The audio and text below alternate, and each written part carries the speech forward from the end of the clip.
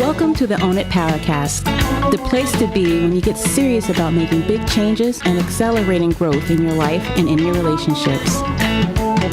Finally create the life you've always wanted, living life on your own terms. Learn how to take your fear and turn it into powerful choices that will create sustained change. Now your host, Mary Baker. Hey everyone, welcome back to the Own It Powercast, the place to come to get what you need to move yourself forward. Hey, it's Mary Baker, and welcome to episode 170. Confidence means getting honest and keeping honest. Well, welcome back to our month dedicated to creating confidence and or regaining it if that's what we need to do. Since confidence, I think, is so foundational to our well-being and every relationship we have, it's an important aspect of assertiveness and healthy relationships. One of the aspects of feeling and being confident, I think, is being gut-level honest with ourselves about who we really are, what we are choosing, and where we are going, and do our insides match our outsides? In essence, it's about making friends with reality, as I say, because denial, rationalization, and avoidance will only serve to harm our self-esteem, not bolster it, and can do harm to our relationships, both business and personal. So the big thing is honesty and accountability. Last week, we looked at how well you listen to your inner voice, and this week, I want to have you set your gaze upon the outer ways you express your voice, how you express your confidence, your belief in yourself, your beliefs about the world, and your beliefs about others. Because essentially, we want to match the two. You often hear me say, so our insides can match our outsides, so we can feel congruent and therefore feel good about ourselves. Not doing this, like we've talked about often on the show, can create a lot of anxiety, even just a low-level hum that you deal with day in, day out. I don't think we cannot have anxiety when we're not being honest, when we're not facing ourselves in this case, and not presenting our real truth out there. So essentially, it takes a lot of energy to not be who we really are, to not say what we really think and need and feel, to not take care of ourselves in our relationships. One of the first areas of accountability I want you to take a look at is your beliefs. Causal reality is what I call it. And the causal reality test is how much you are in touch with how you might be responsible for your communication, your behavior, and essentially what happens in your life. I truly believe that if we don't look at this and get shit straight with ourselves, we cannot be genuine or authentic because we're not being honest, not with us and not with them. So your beliefs are a big deal because they're driving the bus of all of your choices and behaviors. Here are some examples, but not the only ones, and I want you to take this and run with it if you can. First one you might want to ask yourself is, do you believe you're responsible for others? Are you responsible for their feelings and your reactions when, in a healthy way, you tell them what you need, for example, or when you tell them no? Do you feel responsible for loved ones' behaviors and choices, especially if those are your kids? Do you look at your part and believe detaching from their caca is healthy instead, and to allow them to have the bennies and consequences of their choices per se? Or do you think you should have control over all the above, which we all would love to have, but we don't? And that's the thing. Control is an illusion and very much fear-based. But when we operate in a fear-based manner, typically because we grew up with people who couldn't be trusted, we were let down in very big ways, emotionally, psychologically, maybe even physically, where a parent didn't show up to your game, didn't come home in time to put you to bed, that kind of thing. So can you let go and trust it's all going to be okay in the end, no matter what? Can you let go of control of those outcomes? Do you believe people should be trusted, period? Like we just talked about. Do you believe you can trust yourself? And guys, that's why this congruence of our insides matching our outsides is so important, because without it, we cannot have genuine self-trust. How could we? And if you don't trust yourself, it's going to be really hard to feel confident in your relationships. Another huge area of how we use our voice out there, the most obvious one, is communication. So today I want to look at accountability around how we really communicate. And that means taking time and making the effort to really observe yourself as a third party. Boy, if you saw yourself on video, that would really show you, wouldn't it? But how do you talk about things, really? The two extremes are, one is from a victim stance. For example, saying things like, I can't believe you don't trust me. Or it's no big deal, or you're too sensitive. Kind of defensive and gaslighty is what I call it. Trying to convince the other person that they're wrong. You didn't do that thing. You didn't let them down. You weren't late the last 3 times. You didn't overpromise and underdeliver, even though you wanted to deliver. So as long as you can talk them out of the truth, you don't have to own it and feel that overwhelming sense of shame and guilt. Versus confident, saying things like, oh man, I realize I've hurt you and I've lost your trust around this. And I know it's on me to earn it back. In other words, being able yourself to, after first getting through the shock and the shame and the guilt, that comes up and comes over you, telling them, look, even if it's after the fact, I realize that it's the fact that I don't want to accept this. Maybe I didn't want to admit, maybe I didn't want to see that things weren't okay. So accountability.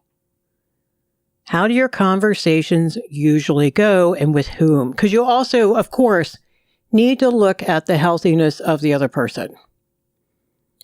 Typically, it's 50% your stuff, 50% theirs. Not always. Someone could come up to you and be extremely unhealthy and your side of the street's completely clean. But usually, there are things we can always improve on. So, how do your conversations usually go? Are they calm for the most part? Are they emotionally connected with the other person? Do they feel meaningful? Do they feel good on average? Is there vulnerability? Is each person owning what they think, feel, need, do, and choose? I encourage you to take this week and pay close attention to your words, for starters. What words are you using and why? What is your intention with what you say? We really have to look at that. Like, what outcome are you secretly hoping for? Like, maybe you want them to think you are blank. You want them to see your point. You want them to feel sorry for you, let you off the hook, give you a pass, blow it off, love you anyway, think you're perfect. I could go on. You have your own list, I'm sure. Looking at your words, looking at how you use your words, how you approach a person. What happens when they ask you a question? Do you immediately get defensive? There are a million facets to communication. I encourage you, so that you don't become overwhelmed, jot down a few things that you know you struggle with. So let's say you struggle with getting defensive and being vulnerable. I mentioned those two together because they kind of go hand in hand, okay? Getting defensive, the fear that you're not good enough. So you're going to work on that first. You may work with a coach to look at what's underneath of that for you, and I would encourage you to do that. You're going to read about it. What creates defensiveness for somebody? How did yours get created? Like, what's going on with that? What are you not feeling great about yourself about is, in essence, the core issue there. working on those things is going to help you get less defensive. So you work on that, you get it into a healthier place, and then you go to number 2 on your list. And then you feel more confident to become more vulnerable in your communication. When I work with relationships and when I work with individuals, I rarely start working with them on vulnerability because they don't feel safe enough yet. They don't feel enough confidence yet. They don't even know how to set boundaries yet in their relationship. So vulnerability comes later at the appropriate time. And finally, what fears are you defending against admitting to yourself? That you might feel judged, so you don't say what you truly feel. You're afraid to hurt their feelings, or God forbid, let them know what you really think. Being authentic means being who we are, no matter who's in front of us, appropriately, right? Like we're not going to just share our truth when it could feel abusive to them at that moment. We pick and choose who we share it with. We share it with safe people. And we do it in a grounded space. We use I statements. And then we let go of the outcome. So communication. It's a big piece for you to start looking at. Don't worry if you start with one thing and get that in a healthier place. The next thing's going to hit your radar around your communication. It's always helpful to observe communication too, like when you're watching a show or you're observing people at work or in your home or in the store. Just notice how people talk. Pick up on things like you're trying to get into character, so to speak. So you're really, really studying how people talk. The next area we want to look at in terms of confidence and accountability is our behavior. Now, I'm going to narrow it down because we could talk about behavior all day and not finish. What I'm looking at here is your emotionally acted out behavior, perhaps. Is your behavior passive-aggressive in any way? And you know what I'm talking about.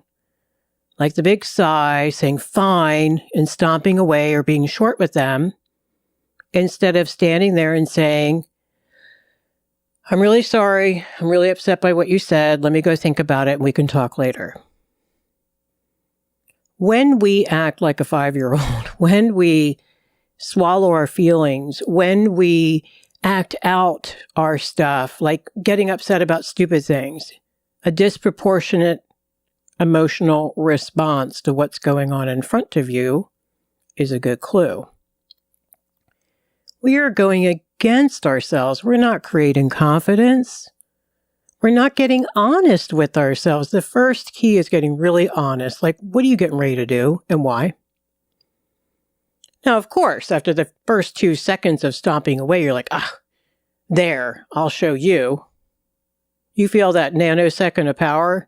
That's not power, that's control, by the way. Because immediately, then you start feeling guilty and ashamed that you even resorted to the I'll show you to get your power back.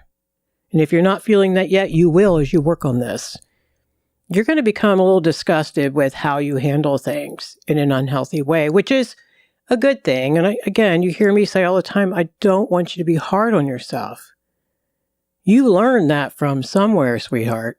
Someone taught you that behavior. Then you adopted it as a survival skill. Of course you did.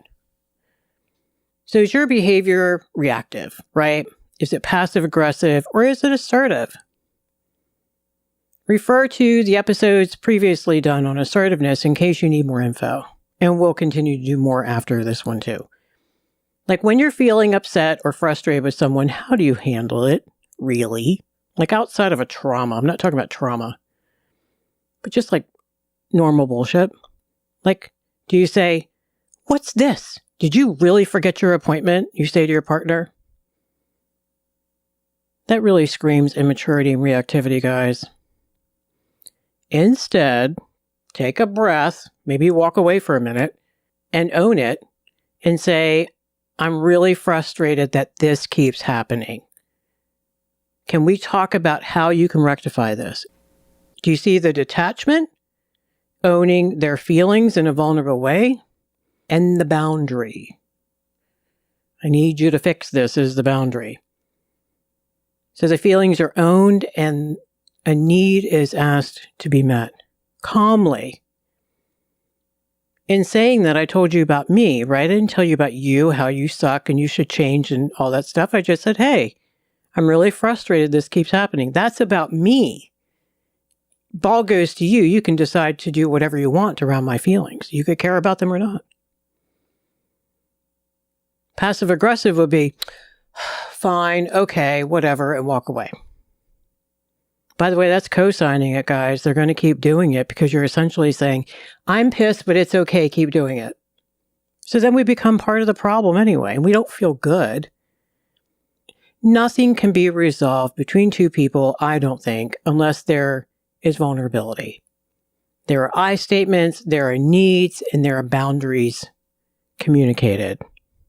So to test this and to gain some accountability in your life, I want you to think over your recent past interactions. Try to write them down if you can, just the gist. Even just a few minutes of describing an interaction can show you a hell of a lot about you and them. Ask safe loved ones to evaluate your communication, just in general. Now, make sure you choose people who are healthier, right? Who don't believe passive-aggressive behavior is where the power lies. The safe people, how do they feel when they interact with you, especially when you're struggling, right? You had a stressful day, you're mad at yourself, shit happens. That's when we regress under stress. Ask them to gently tell you, how is it really? And be prepared for the answers. And don't let shame swallow you. I'm sure if you looked at the answers, they're going to make sense. You already kind of know. And that's okay. That means you can change it. Can't change anything until we get honest about what needs to be changed. Speaking of boundaries, how are your boundaries around what we call here on the show the chaos? You know, when you let drama in your life. Maybe when you rescue others from their own struggle to look at reality because you can't accept the reality about them. You see that parallel process we talk about. So here's the test. How much stress is in your daily life right now? What are the origins of each situation? Here's where you do the dominoes. Like, is it due to something out of your control, like completely out of the blue? And that's different. Okay, set that aside. Or is it the causal reality piece where, one, it could have been prevented if things weren't being avoided? Like maybe telling someone the truth in the beginning. Or telling them the whole truth in the beginning and not leaving out parts that look really bad. Admitting where you screwed up early on. Paying that bill on time. Taking time to manage your time so things don't blow up and you don't forget appointments. Saying no to people and things and saying no to yourself. You know who you are, those loving people out there who pile too much on your plate. Maybe some of the chaos could have been mitigated with your boundaries you haven't set and or are afraid to set. Oh, that can guarantee chaos in our life because we're not saying no. We're not asking people to help us. So there's just too much chaos. There's too much going on. It can't get done in 24/7. If you're doing all the housework, all the cooking, all the managing, and you work full time, how are you going to do that? Maybe the causal reality piece is with friends and loved ones. If you ask them, if they gut level with you, what would they say as to this pattern in your life? Is there often chaos? If they really got honest, what would they tell you? And finally, one of the things that you can do is get a coach, because a coach can help you identify where you need to do some work in this area and can partner with you to create a plan of action and tackle it. Without someone to check in with regularly who will lovingly ask how it's going for us, you know we can easily slide back into old behaviors. Because life gets busy, we focus elsewhere, we get distracted. We get scared, we'd rather avoid it if we were honest. having someone to check in with keeps us focused and can help us stay on task. The other thing we can do is to keep reading, keep learning, grab all the good stuff you can to help you identify if what you're doing is healthy or unhealthy. We have to get clear about this first, like what is really healthy communication, for example? What's snarky and sarcastic and passive aggressive? Because how are you going to evaluate how you do if you don't know what is unhealthy first? And finally, try to join a group of like-minded folks, even if it's online, who cares? Those people would also be working on becoming more empowered like you, working on healthier communication, working on being honest with themselves. And not only, hopefully, can you share openly about your progress, you can learn from them as well, watching their journey. You know, adults do best with peer learning. It's very powerful stuff. Listening to your inner voice while monitoring your outer one is so important if you want to continue to feel more grounded and authentic. The more we own our communication, our behavior, and what is really driving said behavior, the more healthy control we exert over our choices of how we want to interact with others. So today we talked about how in order to be more confident, we need to grab accountability for our communication and our behavior in our relationships. We focused on ways to assess how healthy you are today around your beliefs, your communication, and your behavior. By getting a coach, joining a group, and writing down your findings, you can begin immediately to make things better in this area. That's what I love about it. Thank you so much for joining me today. Get that observing ego guy out there with you this week and take a look at what's going on. And don't be afraid. And don't be hard on yourself. Be grateful that you can actually tackle some things now. If you don't already get the newsletter, be sure to check the show notes at ownitpowercast.com and sign up. All right, so pay it forward. Keep focusing on you, and I'll see you next time. We hope you took away some useful insights and tools you can begin using right away. If you did, please leave a positive review and share on your social media. Because could you imagine if everyone in your life really got it together? Remember, own it now, so you can really own it later.